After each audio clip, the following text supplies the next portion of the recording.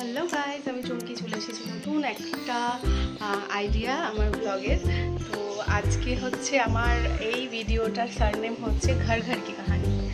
তো গত এক মাস ধরে আমার মর্নিং ডিউটি চললো, তার কারণে আমি কোনো কিছুই করে উঠতে পারিনি। ঘর পুরো নোংরা অবস্থা পড়েছিল, তার মধ্যে ঘুরে এসেও মানে বিতিকিচ্ছির অবস্থা ছিল, তো সেই কারণে কিছু করে ওঠা হয়নি। তো এতদিন পর আমি আবার আমার ঘরটাকে একটুখানি পরিষ্কার করার চেষ্টা করলাম, আমার রুমটাকে গোছানোর চেষ্টা করলাম। তো তারই সমস্ত ডিটেলস নিয়ে তোমাদের কাছে আসছি। আশা করি তোমাদের ভালো লাগবে, নতুন কিছু আমার তরফ থেকে আর কি। তো দেখতে থাকো আজকের আমার সারাদিনের কর্মকাণ্ড। চলো, সকালবেলা ঘুম থেকে উঠেই আমার প্রথম কাজ হলো আমি নিজের বেডটাকে সুন্দর করে সাজিয়ে নিলাম। এতদিন ধরে বিছানার চাদর সবই মোটামুটি অগোছালো হয়েছিল, তো সেগুলোকে আজকে কাচতে ধুতে হবে। সে কারণে প্রথম আজকের কাজ ছিল এইভাবে আমার বিছানাটাকে গুছিয়ে নেওয়া।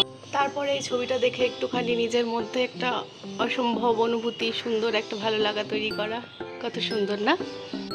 বেসিনটাকে সুন্দর করে পরিষ্কার করে নিলাম, চকচক লাগছে একদম। কত সুন্দর লাগে না জিনিস পরিষ্কার থাকলে। অ্যান্ড তারপরে এই যে চলে এলাম, কাঁচাকুচি ভিজিয়ে নিলাম। কাঁচাকুচি ভিজিয়ে নেওয়ার পর আজকের আমি রান্নাগুলো কমপ্লিট করে নিলাম। অনেক কিছু হয়েছে আজকে। উচ্ছে আলু ভাতে, মাছের ডিমের বড়া, কলমি শাক ভাজা, মুগের ডাল, মাছের ঝোল আর ভাত। এই দেখো কিরকম অগোছালো অবস্থায় পড়ে রয়েছে খাবার জিনিস। সারা মাসের জিনিসগুলো কি অবস্থায় পড়ে রয়েছে। ইভেন আমার ফ্রিজটারও অবস্থা খুবই খারাপ। মানে একটা ঘর অগোছালো থাকলে দেখতেই পারছো কেমন লাগে। এরপরে দেখো এইসব জিনিসগুলো কীভাবে পড়ে রয়েছে। খুব যেই জায়গাটা সুন্দর করে গোছানোর কথা সেই জায়গাটার অগোছালো অবস্থা দেখো।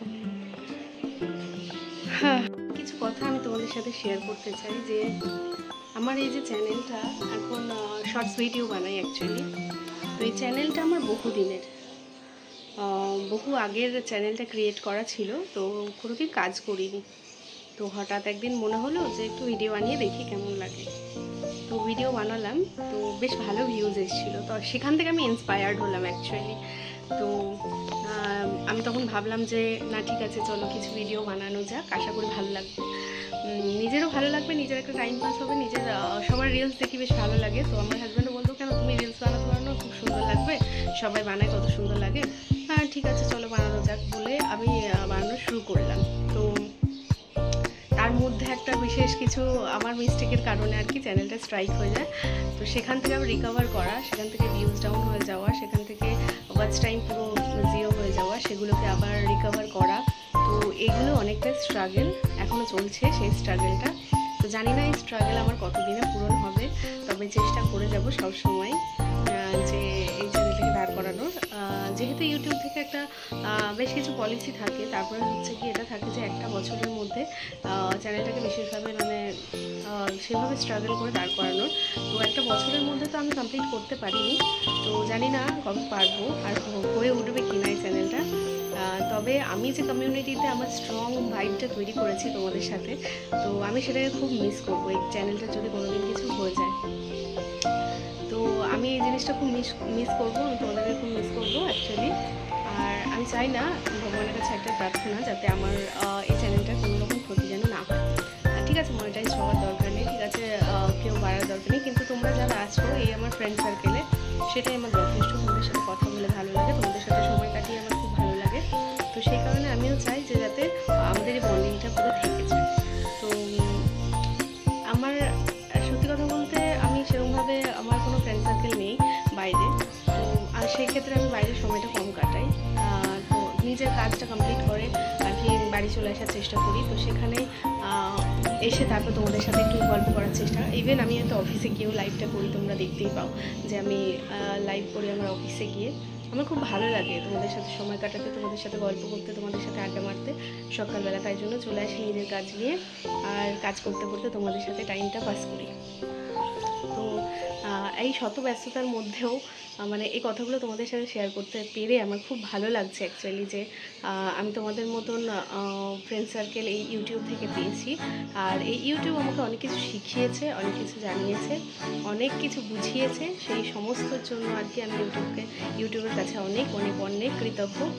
যেটা আমি আর সত্যি কথা বলতে আমি একটু ইন্ট্রোভার্ট, তো আমি অতটাও এক্সপোজ করি না নিজের ফিলিংস বা নিজের কথা, বা আমি এরকম ছিলামও না আগে।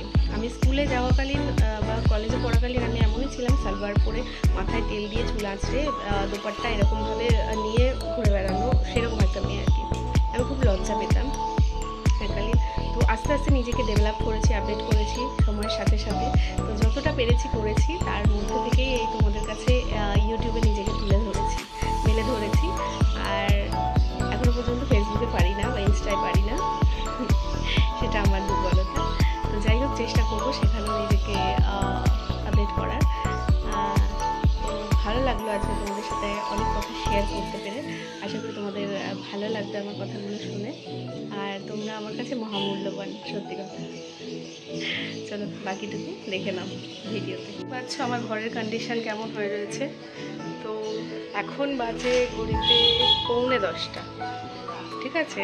তো আজকে আমি সবার প্রথমেই এই কাজগুলো কমপ্লিট করে নিলাম, যেহেতু আমাকে আর রান্নার দিকে যাতে নাক না গলাতে হয়, কারণ দেরি হয়ে যায় না হলে। এখনও তো আমার ঠাকুর পরিষ্কার করাও রয়েছে স্নান করে উঠে। তো এই আনুষঙ্গিক কাজগুলোকে কমপ্লিট চটপট করে নিতে হবে আমাকে। সেই কারণেই আজকে এত তাড়াহুড়ো করে একদম 10টার মধ্যে রান্না কমপ্লিট করলাম। বাকি কাজগুলো করে আজকে জানি না কতটা এনার্জি থাকবে। আর তারপরে আবার কালকে থেকে ডিউটি শুরু। তো একদিনে যতটা পারি, যতটা সম্ভব চেষ্টা করি কমপ্লিট করে নেওয়ার। ইভেন আমার গাছপালাগুলোর অবস্থা দেখবে, কতগুলো গাছ মরেও গেছে। আমার ভীষণ কষ্ট হচ্ছে সত্যি কথা বলতে। দাঁড়াও, সেগুলো তোমাদেরকে দেখাই, শেয়ার করি তোমাদের সাথে। দেখো কি অবস্থা, দেখো সব শুকিয়ে গেছে। আরে বাস, দেখিনি তো আগে, মিষ্টি দেখলে কি মিষ্টি ফুলটা ফুটেছে।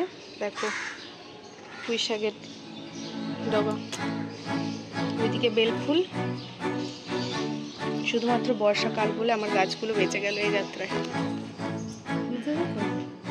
আর উইন্ডোতেও অনেক গাছ লাগিয়েছিলাম, সেগুলো আর নেই।